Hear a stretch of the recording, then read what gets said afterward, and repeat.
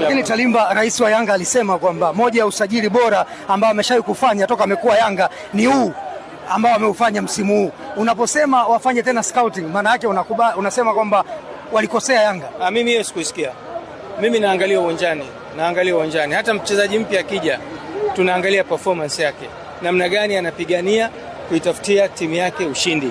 Sisi Young Africans tumezoea kuona wachezaji wanaopigania wakatafuta ushindi.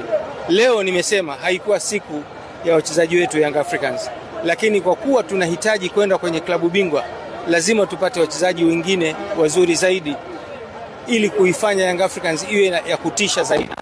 Hicho ndio kweli. Waliokuwepo hawatoshi. Hiyo unasema wewe sasa. Sasa ukisema unataka wazuri zaidi, wewe unasema wewe. Mimi nimesema tutakwenda kuwa mabingwa. Yaani kuwa mabingwa Tanzania ndio, lakini tunavyoingia kwenye klabu bingwa uelewe Young Africans ni timu ya 11 kwa ubora Afrika. Hivyo kila timu itakayocheza na Young Africans lazima italeta upinzani wa hali ya juu. Hivyo ili tuweze kukabiliana na huo upinzani lazima tuwe na wachezaji imara zaidi. Si umeelewa? Yawezekana hawa wakatengenezwa au wakatafutwa wengine. Poa.